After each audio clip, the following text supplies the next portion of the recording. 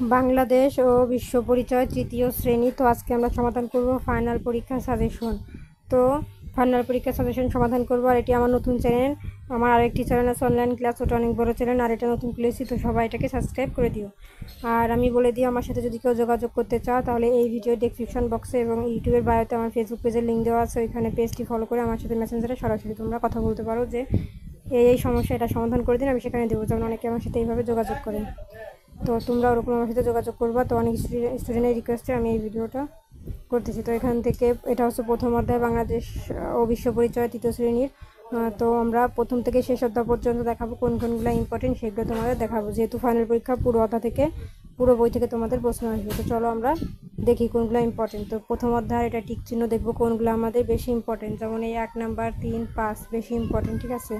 তো এই তিনটা তোমরা করবে এই অধ্যায় থেকে। তারপরে আছে শূন্যস্থান, প্রথম অধ্যায় শূন্যস্থান, প্রথম 3 আর 5 এই কটা ইম্পর্টেন্ট করবা। তারপরে আমরা চলে যাব নেক্সটে, এটা হচ্ছে ডান বাম মিলকরণ। ডান বাম মিলকরণ হচ্ছে প্রথম 3 অধ্যায় থেকে তোমরা বেশি করার চেষ্টা করবা, কারণ প্রথম 3 অধ্যায় থেকে কিন্তু তোমাদের ডান বাম মিলকরণ বেশি আসবে, ঠিক আছে। তো প্রথম এটা কিন্তু করবাই। আর সংক্ষিপ্ত প্রশ্ন করবা, এই দুইটি এখান থেকে ইম্পর্টেন্ট। তারপরে বর্ণনামূলক প্রশ্ন ইম্পর্টেন্ট হচ্ছে গিয়ে 1 নাম্বার এবং 2 নাম্বার, ঠিক আছে। এখন আমরা চলে যাব দ্বিতীয় অধ্যায়। এই যে দ্বিতীয় অধ্যায়, তো দেখবো দ্বিতীয় অধ্যায় আমাদের কোনগুলা ইম্পর্টেন্ট সেগুলো এখন আমরা দেখবো। তো দেখো এই দ্বিতীয় অধ্যায় চলে এসেছে, এখান থেকে টিক চিহ্ন যেগুলো ইম্পর্টেন্ট তা হচ্ছে 1 এবং 2, এই দুইটাই তোমাদের করতে হবে। এবং শূন্যস্থান হচ্ছে 1 নাম্বার, 2 এবং 3 নাম্বার, এই কয়টি শূন্যস্থান তোমরা এই অধ্যায় থেকে করবে। এবং সংক্ষিপ্ত এবং বর্ণনামূলক প্রশ্ন হচ্ছে গিয়ে এই যে কাজ, বাসার কাজ কিভাবে করলে সহজ হয়, আর এই 2 নাম্বার, এই দুটি তোমাদের করতে হবে, ঠিক আছে।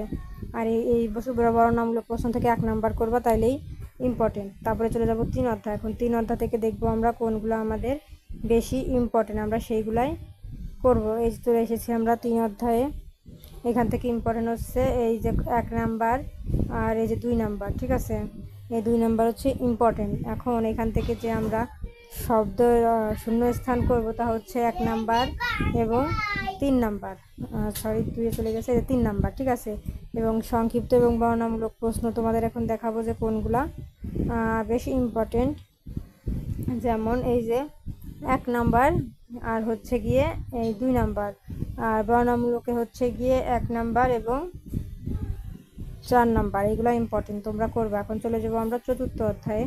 তো চতুর্থ অধ্যায়ে করব, এবং আমি তোমাদের বলেছি প্রথম 3 অধ্যায় থেকে তোমরা হচ্ছে ডান বাম মিলন করবো। তো প্রথম অধ্যায়ে ডান বাম ছিল, দ্বিতীয় অধ্যায়ে ছিল না।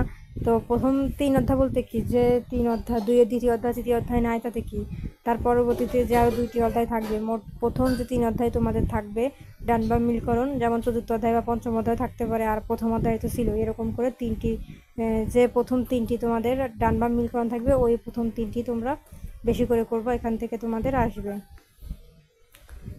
তারপরে এখন আমরা চলে যাব পরবর্তী অধ্যায়ে। এই যে চলে এসেছি, এখান থেকে আমরা টিক চিহ্ন হচ্ছে 1 নাম্বার ইম্পর্টেন্ট, আর সংক্ষিপ্ত প্রশ্ন হচ্ছে 1 নাম্বার, আর হচ্ছে গিয়ে এই যে 2 নাম্বার, আর হচ্ছে 4 নাম্বার, ঠিক আছে। আর বর্ণনামূলক প্রশ্ন এখান থেকে ইম্পর্টেন্ট হচ্ছে এই যে 1 নাম্বার শুধু ইম্পর্টেন্ট। এখন আমরা চলে যাব হচ্ছে পঞ্চম অধ্যায়ে। পঞ্চম অধ্যায়ের যেগুলা ইম্পর্টেন্ট তা হচ্ছে আমি দেখাবো। এই যে এখানে একটা ডান বাম মিলকরণ আছে, তো শূন্য স্থানে 1 নাম্বার আর হচ্ছে গিয়ে এই 2 নাম্বার করবা। ডান বাম মিলকরণ এটাও করে ফেলবা। এই যে এই ডান বাম মিলকরণটা কিন্তু ইম্পর্টেন্ট আছে, ঠিক আছে, এটা করেই ফেলবা। এখন আমরা চলে যাব সংক্ষিপ্ত প্রশ্নের সমাধানে। সংক্ষিপ্ত প্রশ্ন 1 নাম্বার এবং 2 নাম্বার, এখান থেকে দুটি ইম্পর্টেন্ট, কিন্তু এখানে বর্ণনামূলকের মধ্যে শুধু 1 নাম্বার ইম্পর্টেন্ট, এটাই করবা। এখন ষষ্ঠ অধ্যায়ের সমাধান করব, কোনগুলা ইম্পর্টেন্ট। যেমন ষষ্ঠ অধ্যায় এখন দেখাবো। এই ষষ্ঠ অধ্যায়ে চলে এসেছি, এই 1 নাম্বার ইম্পর্টেন্ট, আর হচ্ছে গিয়ে 3 নাম্বার ইম্পর্টেন্ট, আর শূন্যস্থানের মধ্যে হচ্ছে 1, 2 আর 4, এই কটা কমপ্লিট করবা। আর ডান বাম মিলকরণ কিন্তু এটাও করবা, এটা অনেক ইম্পর্টেন্ট। এবং সংক্ষিপ্ত প্রশ্নে 1 নাম্বার ইম্পর্টেন্ট আর 2 নাম্বার ইম্পর্টেন্ট, আর বর্ণনামূলক প্রশ্নের ভিতর হচ্ছে গিয়ে এই 1 নাম্বার ইম্পর্টেন্ট, এটা করবা। এখন আমরা চলে যাব হচ্ছে পরবর্তী অধ্যায় আমাদের। তো এখন পরবর্তী অধ্যায়ে চলে যাব। এই যে পরবর্তী অধ্যায়ে চলে এসেছি। এখান থেকে টিক চিহ্ন যেগুলো ইম্পর্টেন্ট তা হচ্ছে 1 এবং 3 এবং শূন্য স্থান ইম্পর্টেন্ট হচ্ছে 1 2 আর ডান বাম মিলকরণ ওইটা করে ফেলবা, ইম্পর্টেন্ট আছে। ডান বাম মিলকরণ প্রত্যেক কয়টি করার চেষ্টা করবা।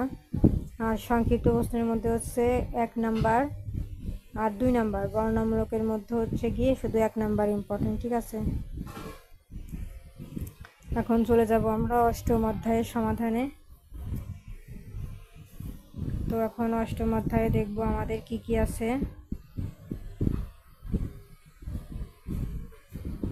এই যে দেখো অষ্টম অধ্যায়ে টিক চিহ্ন আছে।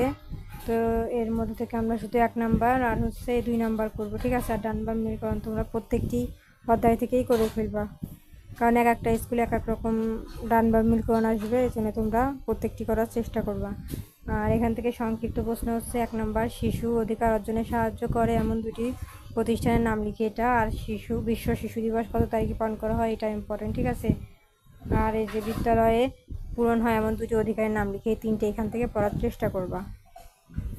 এখন আমরা চলে এসেছি নবম অধ্যায়ে।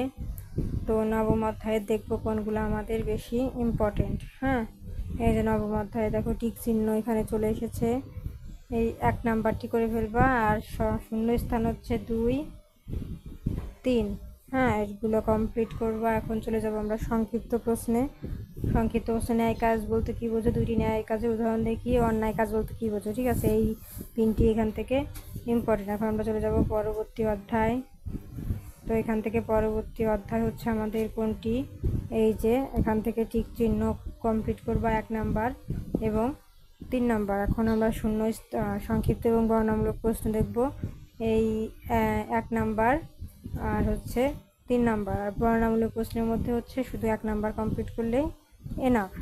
এখন আমরা চলে যাব 11 অধ্যায়ে। 11 অধ্যায়ের মধ্যে দেখো ইম্পর্টেন্ট কোনগুলো আমি তোমাদের এখন দেখাবো। এই যে টিক চিহ্ন আছে, এখান থেকে ইম্পর্টেন্ট হচ্ছে গিয়ে কোন পেশাজীবী উৎপাদনের সাথে জড়িত। আর এই যে 2 নাম্বার ইম্পর্টেন্ট, ঠিক আছে।